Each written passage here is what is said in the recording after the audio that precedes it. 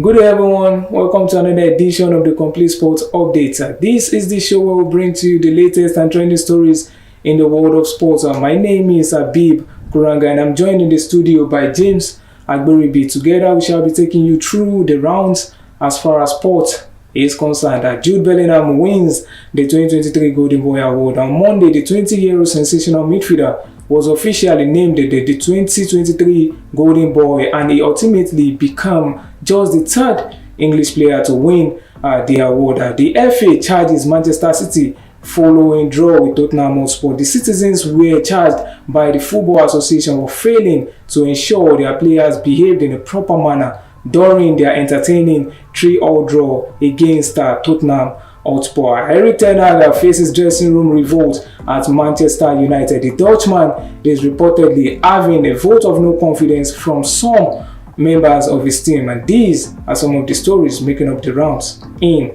the sporting scene. Welcome back to the show, James. It's good to have you back once more. And what a way to kickstart the show.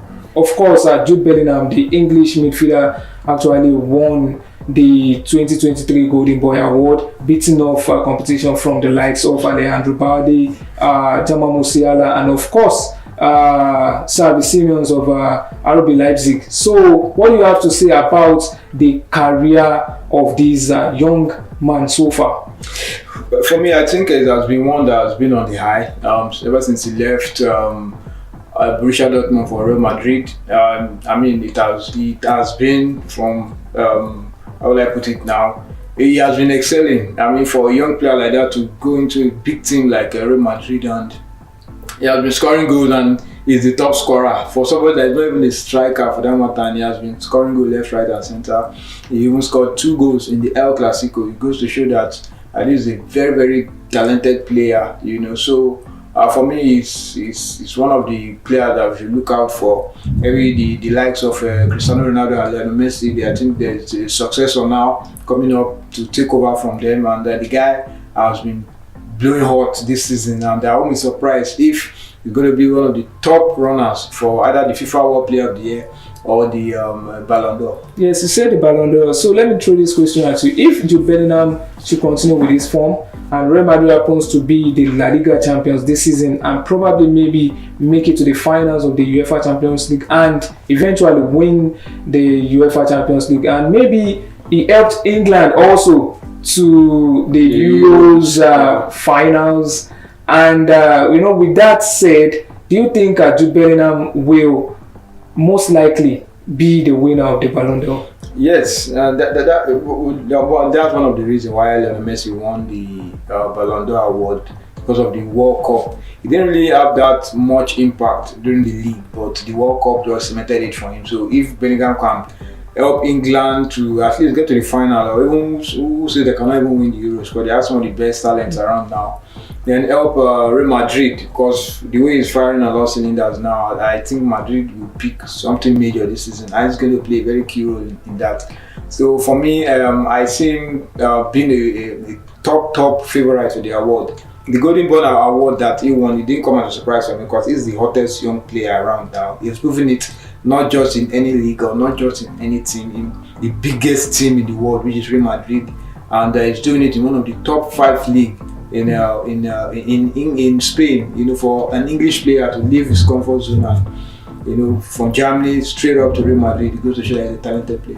Of course, and he's an overwhelming favorite to win the award, and I think it was a record breaking award there. Winning by 97% vote. So this is to show how incredible this guy is. So now next on Sunday, Manchester City played out an entertaining and thrilling 3-0 against Tottenham Hotspur, but something actually, a situation actually popped up when Elena was actually fouled in the midfield by Emerson Royals, and quickly he stood up and gave this glorious pass to Jack Grealish, who was actually through on goal. And surprisingly, the referee Simon Hooper actually initially waved play on before he actually blew the whistle, which to the frustration of Erling Haaland, he spoke, some kind some of vulgar languages and the yes. likes, and also the way the Manchester City players surrounded the referee, and now the Football Association have charged Manchester City for their conduct. Yes. Do you think it's actually necessary in the game of football?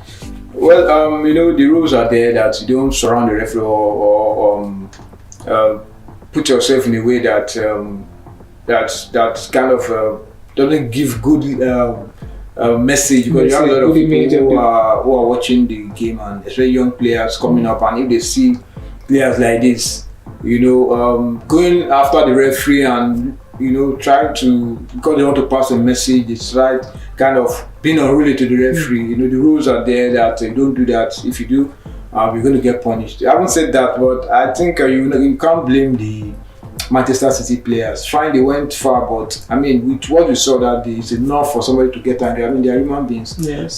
So what triggered it? I mean, you've played the advantage.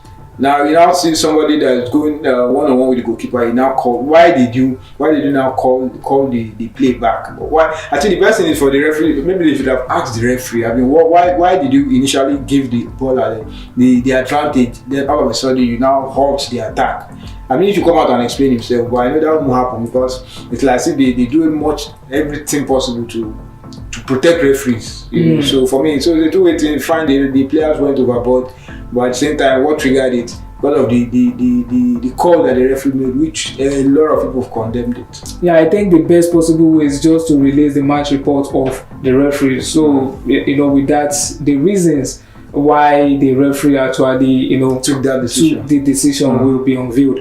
So now, lastly, Erik, Manchester United manager, has been on the news ever since since the beginning of this season, ranging from strings of poor performances, and on Saturday they lost to Tottenham, Newcastle United. Yeah. They lost to Newcastle United at the St James's Park, and ever since then stories have been flying around with the players, rumored to not be interested in the manager's tactics, as well as these authoritative behavior, on the players, trying to force them to make a decision, and whenever they are not doing it his way, it tends to throw them under the bus. So what do you have to say as regards to the reported dressing room revolt in Manchester United currently? Well, I'm not surprised, because this is not even the first time. Remember when Sir Alex left, when David Moyes came on board, he also had issues of him not getting along with some of the players. I know why you don't get along with some of especially the key players. I mean, it goes to affect you as a coach, because the guys are the key men in the team. I mean, take for instance somebody like Sancho, who has been kicked out of the team. Sancho is a very close friend to some of the guys in the Manchester United squad.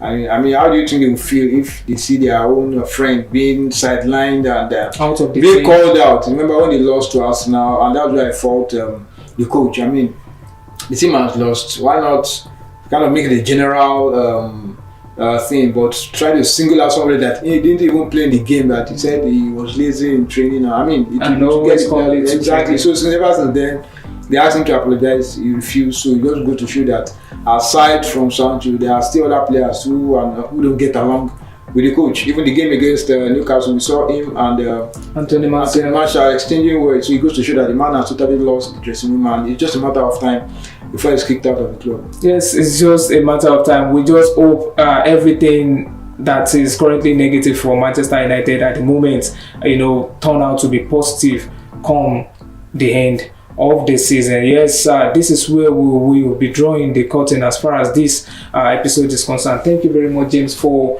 the insightful analysis. We really appreciate that. And for the members of the crew pulling up the strings behind the scene, we really appreciate your efforts. And for the viewers, thank you very much for viewing our videos. We really appreciate it, because you guys are the real MVP. I remain my humble self, Abib Kuranga. We see you same time next week.